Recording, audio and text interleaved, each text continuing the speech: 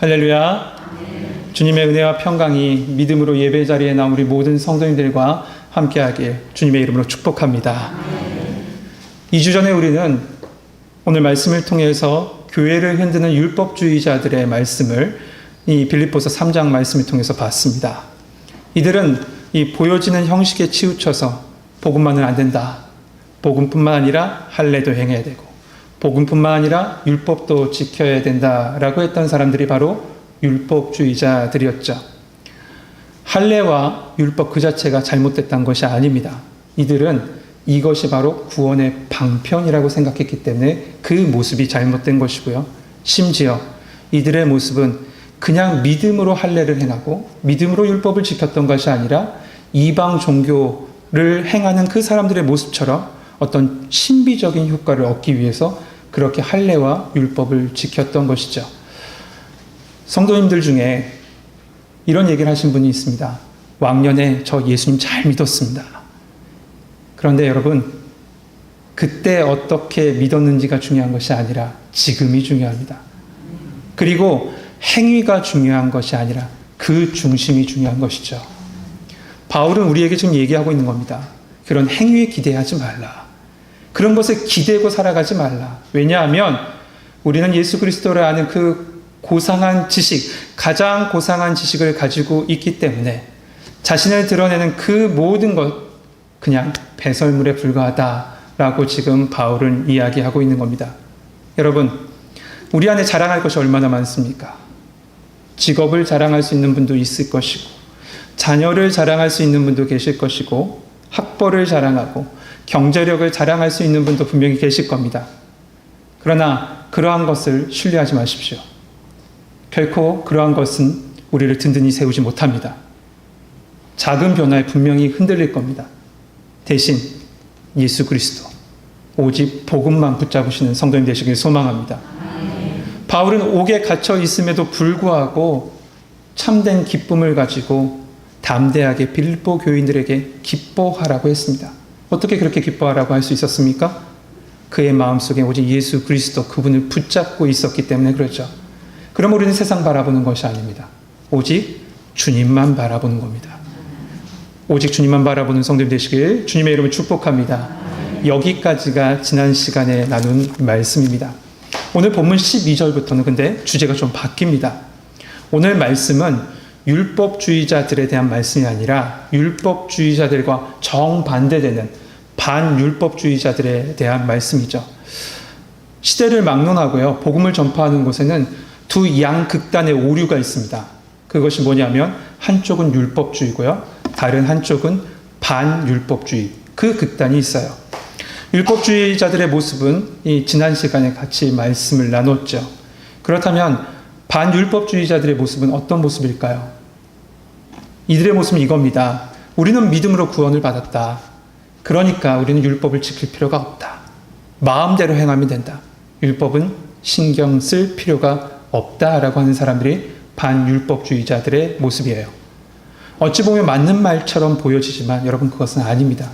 왜냐하면 이들의 끝은 결국 방종과 타락과 쾌락으로 이어지기 때문에 그래요. 그래서 오늘 본문 말씀 속에 바울이 말하고자 하는 것은 이겁니다. 그러므로 여러분, 구원받는 우리 모든 성도들, 특별히 빌립보 교회 여러분, 이렇게 살아가십시오. 지금 말씀하고 있는 것이 오늘 본문 말씀이에요. 우리 12절 말씀 같이 한번 읽어봅시다. 우리 12절 같이 읽겠습니다. 시작.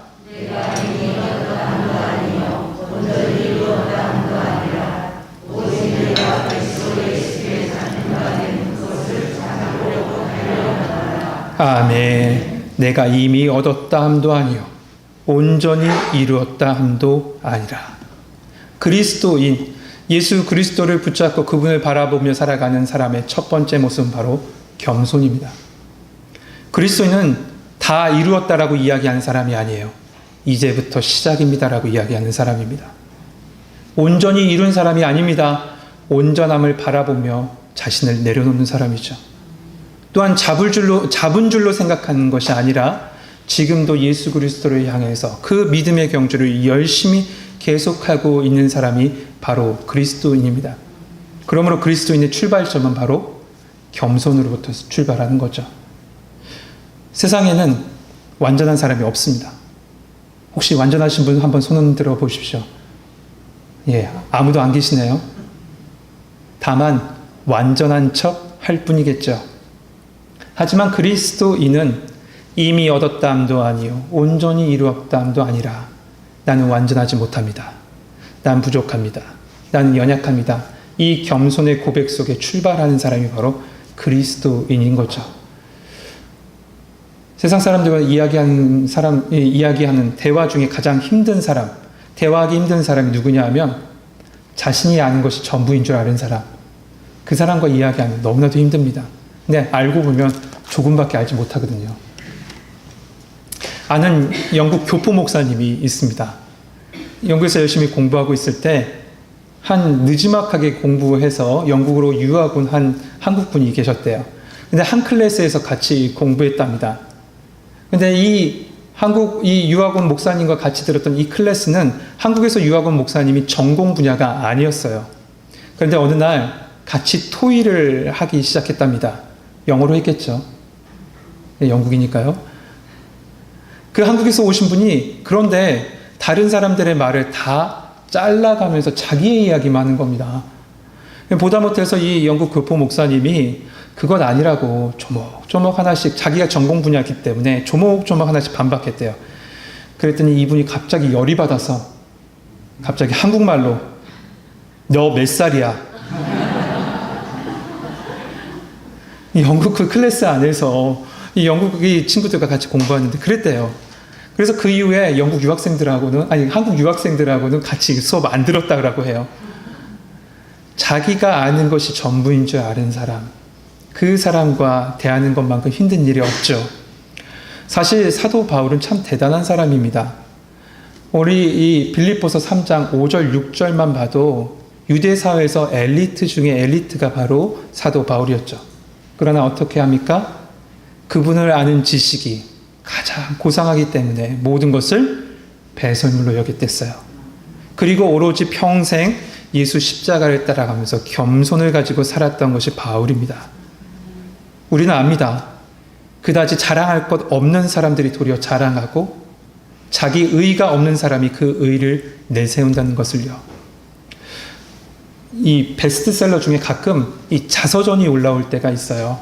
그러면 서점에 가서 한번 봅니다. 사서 읽기는 좀 그렇고 그 자리에 가서 읽다 보면 그 자서전 중에 대부분은 자기 자랑이거나 혹은 자기를 방어하기 위해서 책을 쓴 사람들이 많아요.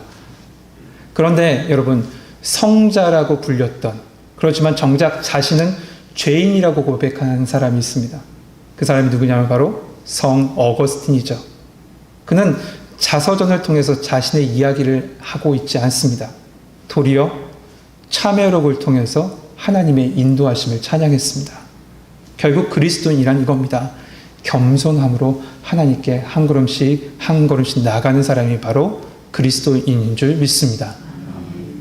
강남의 큰 교회에서 신무하는 동기 목사님이 있습니다. 근데 그 목사님 얘기가 이런 얘기를 해요. 성도들이 참 각양각색이래요. 우리 교회도 마찬가지긴 하겠지만 참 여러 사람들이 모인 큰 교회죠. 근데 어떤 분이 계시냐면 예배 시간에 가만히 있다가 설교를 시작하면 신문을 편대요. 맨 앞자리에 앉았어요. 그것도. 신문 펴신 분이 안 계셔서 너무나도 감사해요. 저는. 그리고 그분은요. 돌아다니면서 항상 남을 지적하고 다닌대요. 교회에 이것이 잘못됐다. 저것이 잘못됐다. 그리고 스스로 거룩한 척하면서 이렇게 살아간 분이 계셨대요. 그런데 그분과 함께했던 자리 어떤 그룹이나 소모임이나 그런 그룹마다 맨날 트러블이 생긴 거예요. 우리가 담당 교육자들이 하는 일이 뭐냐? 그 트러블 수습하는 일이 그 담당 교육자의 일이었다라고 하죠. 여러분, 바울은 스스로 얘기할 수 있는 사람입니다. 나는 1차, 2차, 3차 전도여행을 다니면서 많은 교회를 세웠습니다. 그리고 수많은 제자들을 키워냈어요. 그렇게 얘기할 수 있지만 바울은 부르심의 그 은혜 가운데 겸손함으로 하나님의 사명을 감당했던 것이 바로 바울이에요. 여러분 기억하십시오. 시간이 우리를 성숙하게 만드는 것이 아닙니다. 우리의 믿음을 성숙하게 만드는 것이 아니에요. 예수 그리스도의 십자가 앞에 나가서 우리의 모든 것을 내려놓을 때 그 순간에 우리는 성숙해지는 것이죠. 그러므로 우리는 십자가 앞에 한 걸음 한 걸음 더 나가야 돼요. 그렇게 되면 어떻게 되냐? 우리는 분명히 낮아질 겁니다. 더 겸손해질 겁니다. 그러나 우리의 심령은 더 깊어지게 될 겁니다. 그것이 바로 그리스도인이 걸어가야 될 첫 번째 겸손함으로 믿음의 걸음을 걷는 첫 번째 모습입니다. 두 번째 모습은 이겁니다. 뒤에 있는 것을 다 잊어버리는 겁니다. 13절 말씀인데요. 같이 한번 읽어볼까요? 13절 말씀입니다. 같이 읽겠습니다. 시작.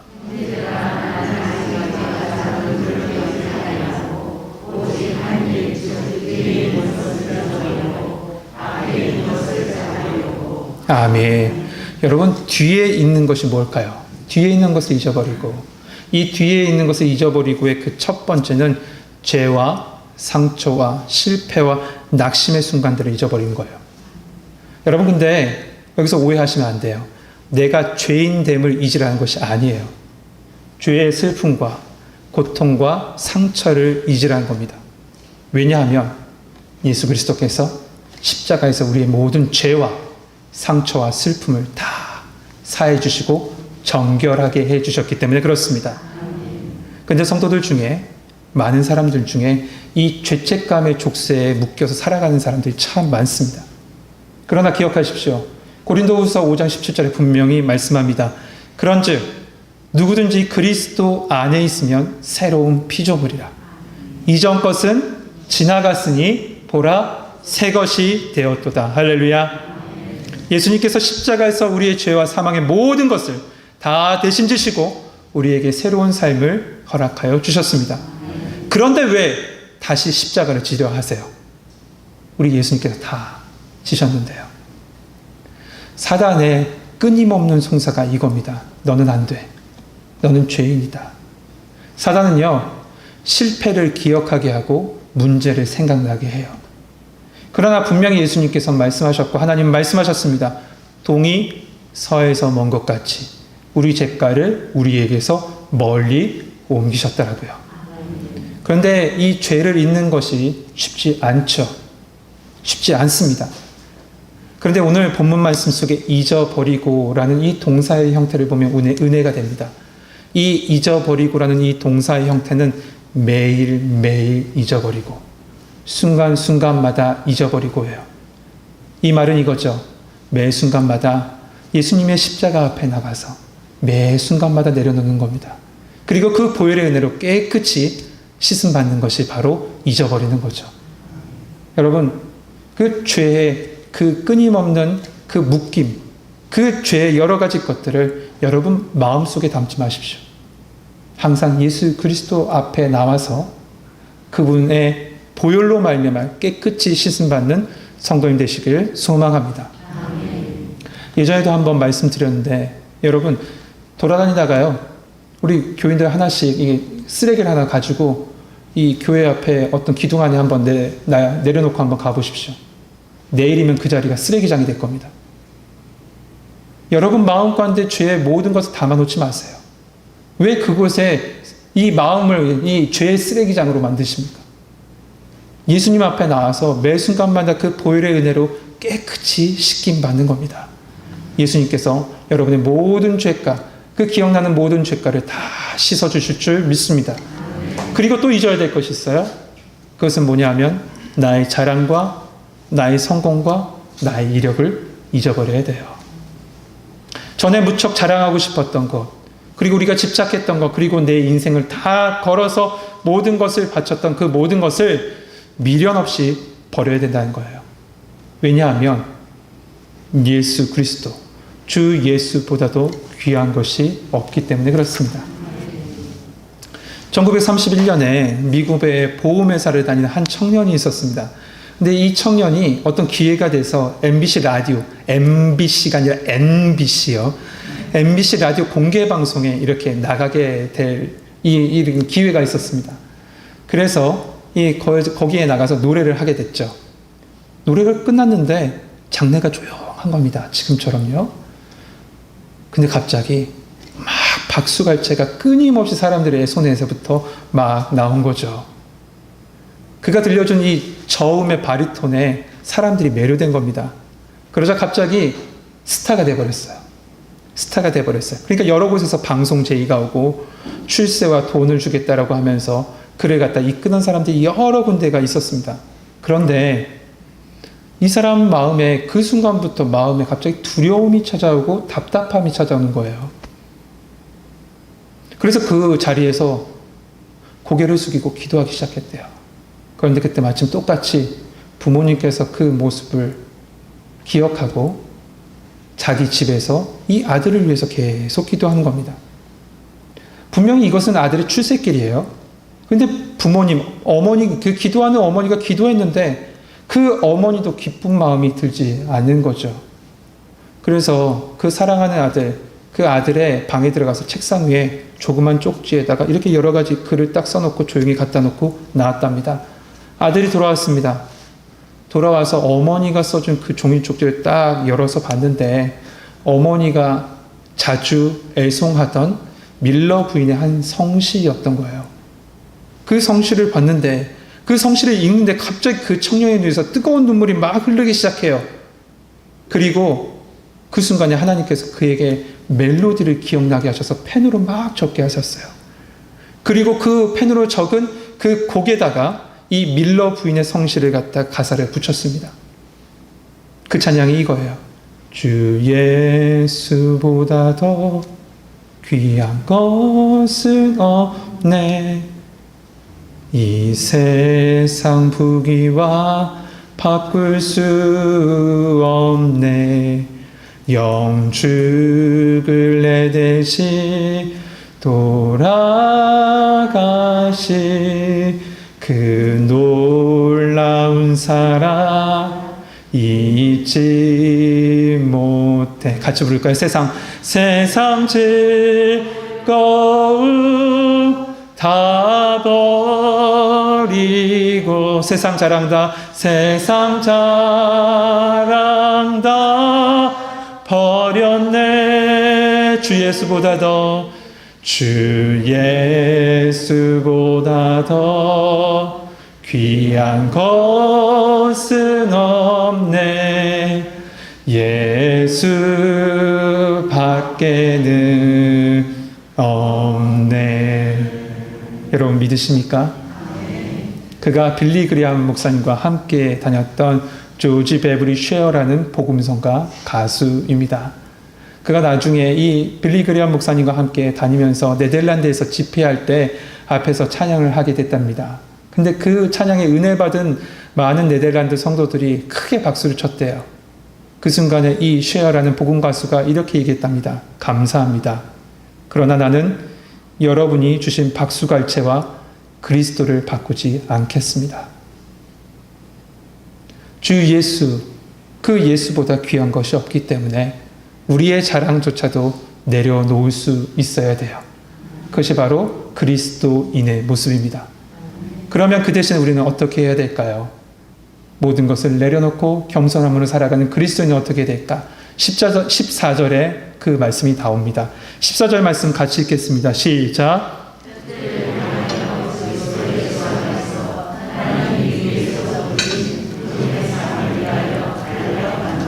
아멘. 성도 여러분, 그리스도인은 향방 없이 이리저리 뛰어다니는 사람이 아닙니다. 세상은 열심만 있으면 된다라고 하지만 방향 없는 열심은 헛된 수고고요. 문제의 온상이 될 수도 있어요. 그러므로 우리는 어떻게 해야 되냐? 표대를 향해 달려가는 겁니다. 그 표대가 누굽니까? 예수 그리스도시죠. 그래서 믿음의 주여 온전케 하신 이인 예수님 바라보는 겁니다. 지금은 아니겠지만 옛날에는 이 초등학교 운동장이 대부분 다 모래바닥이었습니다. 그리고 모래바닥에 이 선을 그어야 되는 경우가 많이 있죠. 선을 어떻게 긋냐면 주전자에 물을 일단 담습니다. 그렇죠? 아마 해보신 분 계실 거예요. 그리고 모래 그 운동장 위에 이렇게 줄을 쫙 그어요. 선생님이 체육 시간 전에 이 반장에게 시킵니다. 줄을 그으라고. 그러면 저는 체육부장에게 시킵니다. 이렇게 말씀드리면 제가 자연스럽게 반장이라는 게 티가 나겠죠. 자랑하는 것이 아니에요. 그냥 넘어가 주세요. 그런데 그 체육부장은 정말 기가 막히게 선을 그었어요. 저는 잘 안 돼요. 왜 그런가 봤더니 오늘 말씀 그대로예요. 목표를 딱 정해놓고 그것을 바라본 쭉 근 겁니다. 근데 저는 어떻게 했냐? 주전자만 보고 있어요. 바닥만 보고 이렇게 선을 그는 겁니다. 그러니까 삐뚤삐뚤하죠. 엄청 한번 잘 그어보려고 이렇게 천천히 세심하게 그어요. 다 그리고 보면 근데 엉망진창이에요. 왜요? 목표 지점을 보지 않고 땅만 봤기 때문에. 세심하게 그리기 전에, 내 인생을 세심하게 살아가기 전에 우리는 먼저 표대 대신 예수 그리스도를 바라봐야 되는 겁니다. 우리 인생도 마찬가지죠. 우리의 시선은 오직 표대를 바라봐야 되는 거예요. 그리고 그 예수 그리스도 안에 있는 하나님이 위에서 부르신 부르심의 상을 위해서 열심히 달려가는 겁니다. 이 로마 제국에 속한 모든 나라 가운데는 이 원형 경기장이 많이 있었습니다. 지금도 뭐 이스라엘도 남아져 있고 곳곳마다 고린도나 빌립보나 다 원형 경기장이 남아져 있죠.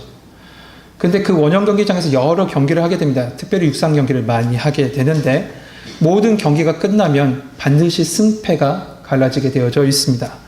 그리고 갈라진 순간 승리자에게는 무엇이 주어집니까? 상이 주어지죠. 이 상이 주어지려면 먼저 수상자 이름이 크게 불려집니다. 그런데 관련 자료에 보니까 이렇대요. 수상자의 이름만 불려지는 것이 아니라 그의 나라가 불려지고요. 그건 당연하겠죠. 우리나라도 뭐 대한민국 누구라고 하겠지만 또 한 가지 더 그의 아버지의 이름이 불려진대요. 로마에서는 그랬다라고 합니다. 이 수상자가 자기의 이름이 불려지는 순간 이 수상대 앞에 옵니다. 그럼 어떻게 돼요? 당시 그 상이었던 월계관을 이렇게 씌워줍니다. 이것이 바로 부르심의 상이에요. 부름 받았어요. 불려진 이름이 있습니다. 그리고 그에게 주어진 상은 같다는 거죠. 부름이 곧 상인 거예요. 우리의 인생 경기도 같습니다. 우리의 인생이 끝나면 하나님은 우리의 이름을 부르실 겁니다.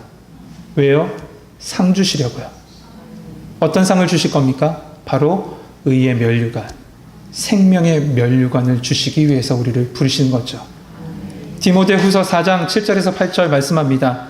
나는 선한 싸움을 싸우고 나의 달려갈 길을 마치고 믿음을 지켰으니 이제후로는 나를 위하여 의의 면류관이 예비되었으므로 주 곧 의로우신 재판장이 그날에 내게 주실 것이며 내게만 아니라 주의 나타나심을 사모하는 모든 자에게도니라. 아멘. 우리는 표대를 바라보면서 열심히 믿음의 경주를 해야 하는 겁니다. 사도행전 6장에 보면요, 이 7집사를 세우는 말씀이 나옵니다. 여러분, 7집사를 왜 세웠습니까?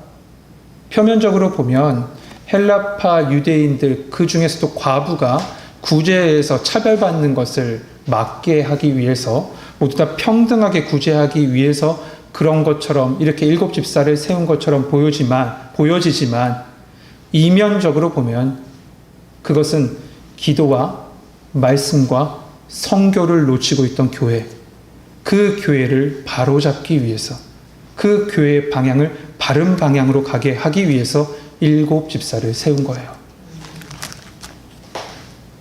표대를 바라보면서 교회가 온전하게 예수 그리스도 그 복음을 바라보면서 가게 하기 위해서 7집사를 세운 거죠. 우리는 표대를 바라보면서 열심히 믿음의 걸음을 걸어가야 됩니다. 어떻게 걸어가야 되냐? 열심히 걷는 겁니다.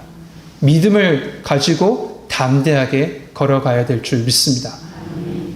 핸델은 이 메시아라는 위대한 곡을 작곡했을 때 무려 23일간 잠도 자지도 않고 먹지도 않았답니다. 그리고 그 곡을 작곡했대요. 근데 훗날에 이 핸델에게 이 곡을 작곡했을 때 심경을 사람들이 물어봤답니다. 그랬더니 핸델이 이렇게 얘기했습니다. 나는 그때에 오직 하나님 나라와 그리고 그 나라의 주인이신 메시아를 바라보고 그분만 바라보고 온전히 이 곡을 썼습니다. 여러분 지금 무엇을 바라보고 계시죠? 무엇을 바라보고 향해 달려가고 계십니까? 오직 우리는 예수 그리스도를 바라보며 믿음의 경주를 하는, 그러므로 말미암아 승리하셔서 부르심의 상을 받는 우리 청국교회 성도님 되시길 주님의 이름으로 축복합니다.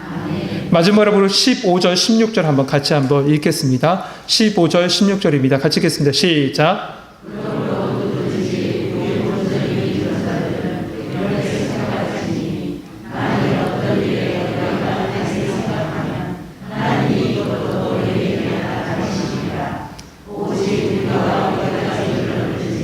그대로 행할 것이다. 아멘.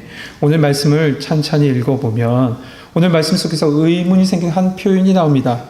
15절 앞부분에 보면 그러므로 누구든지 우리 온전히 이룬 자들은 이렇게 생각할지니, 온전히 이룬 자라는 표현이 나오죠. 근데 위쪽에서 방금 전에 우리는 온전히 이루었다함도 아니오라고 표현했어요.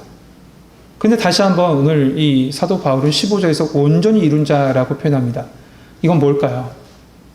이 표현은 꼭 완전한 사람처럼 보이지만 그것이 아니라 사실은 성숙함이란 단어예요. 성숙함. 그래서 다른 번역에서는 본문을 이렇게 번역해 놓고 있습니다. 그러므로 믿음이 성숙한 사람은 모두 이와 같은 마음으로 살아갑니다. 이와 같은 마음은 바로 12절에서부터 14절에 말씀드린 첫 번째 겸손함과 두 번째 뒤의 것을 잊어버리고 마지막은 예수님 바라보며 살아가는 그 모습이에요. 만일 여러분이 어떤 문제에 관해서 다른 생각을 품었더라도 하나님께서 그것까지도 분명히 가르쳐 주실 것입니다. 오늘 본문 이 15절 16절 말씀이 이런 뜻입니다. 여러분, 그리스도인은 그리스도 안에서 새로운 피조물로 하나님의 형상이 회복된 사람입니다. 하지만 완전한 것은 아니에요. 모든 부분에서 보다 온전해지기 위해서 온전함을 추구하는 존재가 바로 그리스도인이죠. 그래서 오늘 본문은 이미 완전한 사람이라고 하지 않고 완전함을 향해서 부단히 전진하는 사람이라고 우리 그리스도인을 향해서 말씀하고 있는 거예요. 그러기 위해서는 먼저 나의 불완전함을 인식해야 되겠죠. 완전하다고 생각하는 사람은 완전함으로 향해 뛰어가지 않습니다. 그러므로 제일 먼저는 내 불완전함을 인식하고 완전함을 향해서 쫓아가는 바로 것이 그리스도인일 줄 믿습니다. 사랑하는 성도 여러분, 우리는 모두 지금 믿음의 경주를 하고 있죠. 여러분 지금 이 믿음의 경주를 어떻게 하고 계세요? 믿음의 경주는 스스로 완전하지 않음을 인정하고요. 끊임없이 믿음의 훈련 가운데 표대를 향해서 뛰어가는 겁니다. 그리고 또한 경주자는 이것저것 들고 가지 않습니다. 여러분 육상선수가 핸드폰 들고 차키 들고 갑니까? 다 내려놓고 가죠. 오직 경기에 집중하기 위해서 다른 것은 다 내려놓는 겁니다.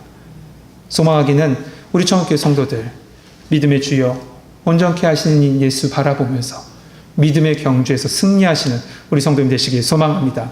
그때 하나님께서 예비하신 면류관이 여러분 가운데 함께할 줄 믿습니다. 기도하겠습니다.